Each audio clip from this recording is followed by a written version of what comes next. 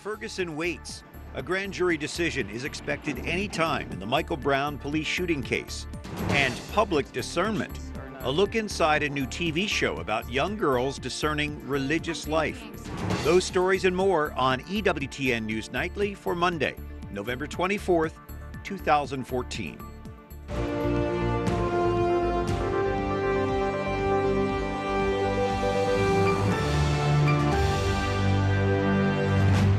Good evening from Washington. Thanks for joining us. I'm Brian Patrick with your news now. After less than 2 years on the job, Defense Secretary Chuck Hagel is stepping down. He announced his resignation today. The question tonight is why? We have Wyatt Goolsby at the White House. Wyatt? Brian, today the president said he and Chuck Hagel had mutually decided that it was, quote, an appropriate time for him to complete his service, but it comes after a rocky tenure and several foreign policy crises. It's been the greatest privilege of my life, the greatest privilege of my life to lead, and most important, to serve with the men and women of the Defense Department and support their families. Publicly, Hagel's resignation came without much notice, but several sources close to the White House say Hagel was being forced out. The administration denies that claim. Today, the president praised his only Republican cabinet member's service and personal friendship. When I nominated you for this position, you said that you'd always give me your honest advice and informed counsel. You have. When it's mattered most, behind closed doors, in the Oval Office, you've always given it to me straight. And for that, I will always be grateful. Some advisors say the president and Hagel decided that for the U.S. military, a new focus was needed. They also say the rise of ISIS in Iraq and Syria sparked that change. The former Republican senator took the job in February of last year. At the time, his aim was to oversee the withdrawal from Afghanistan and deal with a smaller Pentagon budget. I think he was brought in at a time when everybody thought the issues were going to be how to deal with sequestration, rearranging the Army with less money. Now we've got wars all over the place. The leading contenders to replace Hagel include Michelle Flournoy, a former Undersecretary of Defense, Senator Jack Reed, Democrat from Rhode Island and a former Army officer, and Ashton Carter, a former Deputy Secretary of Defense. Earlier today, Arizona Senator John McCain also commented on Hagel's resignation. He said that Hagel was frustrated with the administration's wider military strategy. He also said that Hagel was never brought, quote, into that real tight circle into the White House. Secretary Hagel has agreed to stay on in his office until a successor is confirmed by the Senate. Brian? All right, Wyatt Goolsby at the White House and Dakota Wood here in our studio, a senior research fellow with defense programs for the Heritage Foundation. Do you see the timing of this resignation as unusual? Oh, very odd, especially since they didn't announce a prospective successor to Secretary Hagel. So when you think about somebody replacing him being confirmed by the Senate, there aren't that many days left on the Senate's calendar before the Republicans take control after the first of the year. Since he took that position, the world has changed a lot. Russia moved into Crimea. We've got the rise of ISIS. Did he, or should we say, did the administration mishandle these crises? Oh, I think so. The purpose of the Defense Department is to exercise military power and service the U.S. security interests. So you always have to be thinking about where might the military be used. And what appears to be the case is they brought on Secretary Hagel to manage the decline, essentially, of the Defense Department, reduce budgets, withdrawal from Iraq and Afghanistan. They just didn't anticipate crises like these popping up, and now they've been caught in straits, I believe.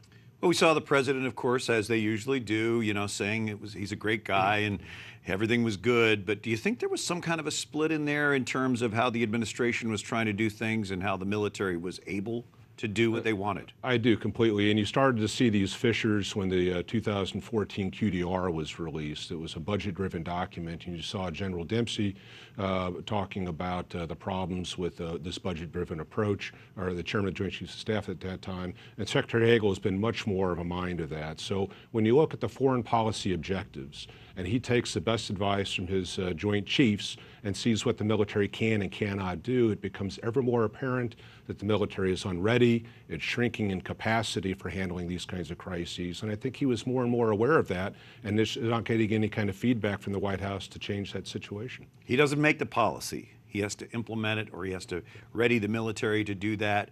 It sounds like he was really up against a tough task. Increasingly frustrated, increasing micromanagement from the White House, being forced to be held accountable for the inability to respond to crises, and then, as you said, no effective voice in formulating the objectives that he was called upon to achieve. So here we are with 2 years left in the administration. You've got a lame duck Congress going here. Who do you think might rise to the top in terms of a replacement? Well, the name that just about everybody is talking about is Michelle Flournoy, which would be a fairly low-risk nomination. She's been confirmed before, worked in the Clinton administration, has worked in this administration at high-level positions. And so she's not bringing any kind of political baggage. It would also get the check in the box of having the first female Secretary of Defense if she was confirmed. Now, the problem is going to be in the Senate confirmation. With the executive order on immigration recently, there's just not a whole lot of warm feelings between the Republicans and the White House. And so I think any nominee put forward is going to have to go through that gauntlet. But don't you think even the Republicans will agree that you've got to have someone leading the Defense Department? You can't just leave that open. No, and I think that's the biggest argument in favor of some kind of a speedy resolution. But whoever is put forward, whether it's Ms. Flournoy or anybody else, is going to be faced with these criticisms of the administration, their policy with Russia and the Ukraine, ISIS in Syria, they're in the Middle East, Chinese provocative actions in the South China Sea, and again, the declining state of affairs in the military establishment. So it's going to be a pretty big seat to fill. Tough world out there. I know that you have a long history with the military, so you know pretty well. Dakota Wood, the Heritage Foundation, thanks so much for your insight tonight. I appreciate it. Thanks for having me. Thank you. And now some of the other stories our EWTN News Nightly team has been covering in today's world. Talks to curb Iran's nuclear program are being extended beyond today's deadline. The talks may now continue for another several months. In Vienna yesterday, U.S. Secretary of State John Kerry met with his Iranian counterpart. Earlier today, Kerry reported on the progress of these ongoing talks. These talks aren't going to suddenly get easier just because we extend them. They're tough, and they've been tough, and they're going to stay tough. But in these last days in Vienna, we have made real and substantial progress, and we have seen new ideas surface. The West has been trying to curtail Iran's nuclear ambitions for more than a decade. There's concern that Middle Eastern nation is trying to produce weapons rather than nuclear energy. 2 Cleveland police officers are on leave tonight after shooting a 12-year-old boy to death on a playground. Police say they responded to a call of someone with a probably fake gun. Police say the officers told the boy, identified as Tamir Rice, to raise his hands. They fired shots when he pulled a pellet gun out of his waistband. Authorities say the gun had no special markings and the boy did not point it at police. Rice died yesterday from his wounds. A tragedy like this affects our entire community. Our officers at times are required to make critical decisions in a split second. Unfortunately, this was one of those times. The shooting has prompted an investigation, with some lawmakers calling for special markings on pellet guns and toy guns. Ferguson, Missouri remains on high alert tonight, awaiting the announcement of a critical grand jury decision. Jason Calvi is here tonight with the very latest on that story. Brian, the decision has been made. Now we're just bracing for the announcement tonight. The grand jury has been weighing whether to seek charges for the white police officer, Darren Wilson, who shot black 18-year-old Michael Brown during a conflict in August. St. Louis area government, police, and churches are standing by tonight for the release of this decision.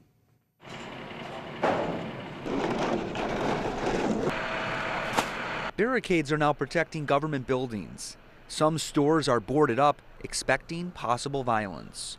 But other barriers have come down. If anything, it has just made us all much more sensitive to one another, bringing us all together in prayer, bringing us all together in faith. Parishioners prayed for Peace Sunday at the Shrine of St. Joseph in St. Louis. Every week at Mass, we all say prayers for the outcome to be peaceful up in Ferguson. But if violence does break out, some Christian communities will open their doors to anyone seeking shelter. It's a place of peace, it's a place of safety, it's a place of nonviolence. Having places where people can gather themselves, can center. And places where ministers are calling for peace to prevail. Michael Brown's father repeated calls for no violence when a decision is announced. In the weekend before Thanksgiving, he showed his commitment to the community by helping others in need. Thanks again, man. Appreciate what you're doing for the community, you know? It's not going to be the best because my son's still gone, but I'm going to get through. As long as I make someone else happy, I'll get through. And the local community hopes it's that message that gets the most attention. And Brian, President Obama told ABC's This Week that he's going to wait and see the response before deciding whether to visit Ferguson himself. All right, thank you, Jason Calvi. Pope Francis is calling for an end to the isolation and stigma that accompanies autism. The Pope held a special audience Saturday with families facing that disease on a day-to-day basis. The Vatican's healthcare office hosted an international conference on autism last week. Francis tenderly embraced children with autism spectrum disorders.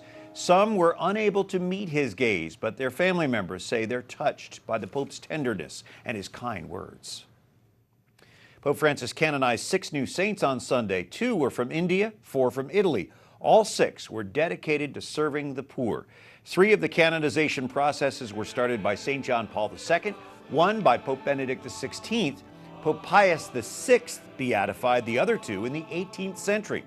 All are examples of service to the smallest and poorest in society. One, a 19th century priest, paid the ransoms of African slave children and contributed to their education. Another was known as the Bishop of the Poor. Pope Francis visits Sri Lanka in January, but he wants no part of the political campaign there. The Vatican says the Pope's likeness should be removed from political billboards. Those billboards portray Sri Lanka's incumbent president, a Buddhist, as friendly toward Christian and Muslim minorities. His administration is actually accused of promoting Buddhist extremism. The support of more than 1 million Catholics could sway the election, which is scheduled just prior to the Pope's visit. Pope Francis makes a whirlwind 4-hour visit tomorrow to the European Parliament. He'll deliver his first major speech on issues facing the European continent. Unemployment and immigration among the issues he'll discuss. It's a largely secular visit. The Pope will not stop at the famous Strasbourg Cathedral. The last papal visit to Strasbourg was by John Paul II in 1988, shortly before the Berlin Wall fell. Former Washington, D.C. Mayor Marion has died. The 4-term mayor governed D.C. in the 1980s during a period of growth and crime. Barry was caught up in an FBI sting, convicted on drug possession, and sent to prison. He was actually reelected as mayor after serving time. Barry had also been active in the Washington civil rights movement. He died of heart problems Sunday at age 78. Coming up, more reaction tonight over the president's contested immigration plan.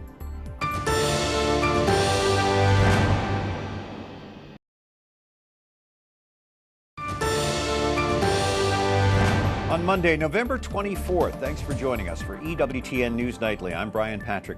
A controversial bill before the Israeli parliament would legally define that country as the homeland of the Jewish people.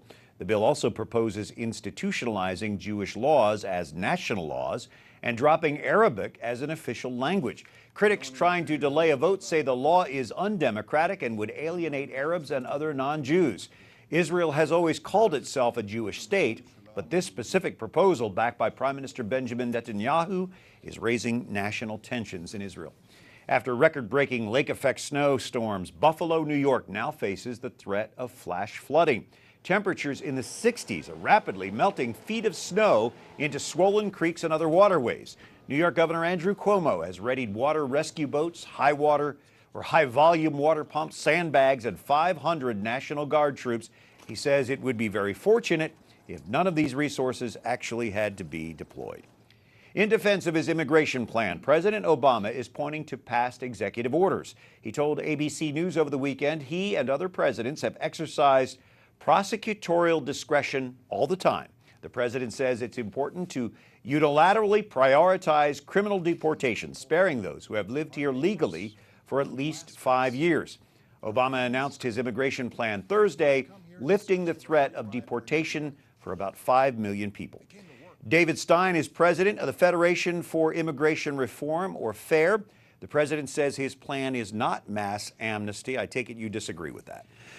Certainly do. What he's done is something unprecedented in American history. He's established a rule that simply says, I'm not going to deport you, and I'm going to give you work documents and eligibility for various benefits. We know from past history it's unlikely, therefore, anyone will ever remove these people. It's very unfortunate because what the term prosecutorial discretion is a criminal context law, whether you're going to prosecute someone for a crime. Immigration presence is a civil status. It's like a public benefit. The right to decide is something that can only be bestowed by Congress and the American people. For the president to be able to just rewrite these laws and say, I can bring in millions of aliens who don't have a right to be here, or I can just let millions of people who jumped the line, jumped ahead of millions of other people, broke the law to get here, to let them stay, is a precedent that we could never as a nation sustain and survive as a nation very long. Well, the president and supporters of this move say that other presidents have done this. Why is this overreach, or executive overreach, if you will? Well, even a casual glance at the precedents the administration is citing are not precedents at all. They would have followed either legislative enactments or circumstances overseas that would have justified the admission as refugees of a small number of people. The one big one they mentioned, George Herbert Walker Bush, allowing the immediate relatives of certain people who qualified for the legislative amnesty, that is Congress and the president jointly working together and signing a law, was a logical extension of the 1986 amnesty legislation. What the president is doing is saying, he's stamping his feet and saying, Congress won't pass a law that I want, so I'm just going to go ahead and make up the law and do what I want. What should he have done otherwise? Well, first of all, we have a president who doesn't seem to be able to work with Congress to pass legislation, and that's the way our system works. We have a tripartite system of government, and Congress makes the laws. The president has to work with Congress to try to fashion a law that they can pass and he can sign. It's called compromise. The bill he was pushing was something that the Speaker in the House was never going to pass. It rewarded law breaking with no guarantee to the American people we would actually control illegal immigration in the future. Net result, no bill passed in this Congress. He can't just turn around and say, after 22 times, Patrick, he said, I don't have any authority to do this. Then he turns around and goes, oh, changed my mind. I guess I can do this. If this precedent stands, he'll do more and more and more. Eventually, maybe not right away, eventually there's going to be some impeachment talk because the law is the law. You've got all these millions of illegal immigrants. Is it better for them to stay in the shadows if this is really a law and order issue? You can't look at this action by itself. What the administration has done over 6 years is dismantle U.S. immigration enforcement, and so the illegal immigrant population has continued to swell. But the reality is this country must have the ability to identify and put in proceedings people who've jumped the line. It's not fair to the American people, and it's not fair to people who play by the rules, wait for years outside the country. So in the end, in any kind of meaningful legislative compromise, what you have is a bipartisan process whereby you make some trade-offs. In the end, though, unless the American people are confident that there's credible commitments to future enforcement and a fix to the immigration system going forward, we're not going to see this kind of partisan power grab pass as legislation. You make a very good point, and I know a lot of people agree with you. Daniel Stein, the Federation for American Immigration Reform, or FAIR. Thanks for joining us. Glad to be here. Up next, cameras in convents? A new TV show follows young girls discerning religious life.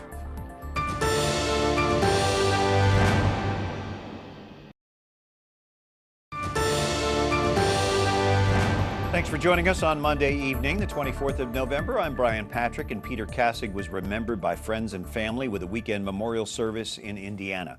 He was the American most recently beheaded by the Islamic State. Hundreds attended the service, which included readings from both the Bible and the Quran. Kassig converted to Islam in an attempt to appease his captors. He was praised for his humanitarian work and relief efforts in the Middle East. The 26-year-old was captured in eastern Syria last year while delivering relief supplies to refugees there. Hundreds of armed travelers have tried to board planes at U.S. airports so far this year. The Transportation Security Administration says more than 1,900 travelers have been caught with firearms in their carry-on luggage. That is a new record, and the busiest travel season is just beginning. The TSA expects as many as 24.6 million air travelers during the 12-day Thanksgiving travel period. That's up about 1.5% over last year. TV viewers get a rare opportunity to eavesdrop on young women discerning life as a religious sister. For the first time, cameras are allowed in 3 convents to follow the 5 young women. They're all in their 20s, now working and living alongside nuns as they try to discern their vocation. Catherine Szeltner spoke recently with one of them and a religious sister featured in Lifetime's The Sisterhood Becoming Nuns. We're joined now by two people featured in this upcoming series, Sister Maria Therese of the Carmelites for the Aged and Infirm, and Stacy Jackson. Stacy, what was the experience of living with religious sisters like? It was beautiful. It's definitely a challenge. It's certainly a way of life where, you know, you can't just sort of take part of the package. You got to take the whole thing, which means, you know, sometimes you wake up at 5:30 or 6:30 in the morning. You are under the vow of obedience. So it is a big adjustment. And we all of us five on the show had our own adjustments to make, you know, which was different depending on where we come from. And we faced a lot of challenges, but the sisters were always there to help us out. They were great. And Sister Maria Therese, religious communities are typically private and reality TV can be trivial. Why be a part of this series? I think that one of the greatest difficulties we have is visibility. We're, like many communities, are a small community and we're busy about doing the work that we've been called to. So for us, it was a way to have a visibility, to let many young women know that we're still out there and that we, you know, continue to do amazing works in the church faithfully, and you know, with many of us for, you know, for many years. So we, under the kind of mandate from Pope Francis, we really feel, and this year being the year celebrating consecrated life, we really felt it was important that we speak to our way of life as a fulfilling and joyful way to live the gospel. So Stacy, after this experience, what would you tell your friends about discerning a vocation? Oh, I tell everyone that they should discern because, you know, you're forced to I mean, nobody's forcing you, it's a free choice, but you take away all of the external things that you were so used to having, your phone, your cell phone, makeup, you know, attention from the opposite sex, the possibility of sort of a life of comfort and predictability. And you really cast yourself into God's arms and say, what do you want for my life? So it's a beautiful process. I tell everyone, you know, that this, no matter where I go in life, this is going to be, this discernment has helped me in whatever I'm going to do in the future. Sister Maria Therese, pretty quickly, do you know if there's a lot of interest in your order from young women? Well, we certainly hope so. I think the show has really given a lot of young women, because the 5 women who participated asked some really deep and great questions. And I think for a broad audience of women to have those questions answered really stimulates their interest and desire to maybe pursue this option to live their faith in a more intentional way. And I think that's really a great thing to do, you know, today in the church, you know, that to have options. And Sister, as someone who has taken religious vows yourself, what words of encouragement do you offer to young adults trying to choose their path in life? I think it's first to, you know, to do what God wants you to do. This is about relationship to God. To be intentional about that, to pay attention to that, to be the best version of who you are, to use your gifts at the service of the church, and to be passionate about what you do. You know, I think that's key. And it's mystery, so risk entering into mystery and have patience with that. I think that's one of the greatest things that sometimes young people, you know, need to be attracted to, fulfilling their own, you know, their own giftedness, and trust that and to follow. Thank you so much for those words. Sister Maria Therese and Stacy Jackson, thank you both for joining us. Thank you so much, Catherine. Take care. Thanks, Catherine. What an interesting approach. Until tomorrow, we encourage you to like us on Facebook, follow us on Twitter, watch again on YouTube. For all of us at EWTN News Nightly, I'm Brian Patrick, as we leave you with this weekend's canonization celebration in Rome for 6 newly named saints. Good night and God bless you.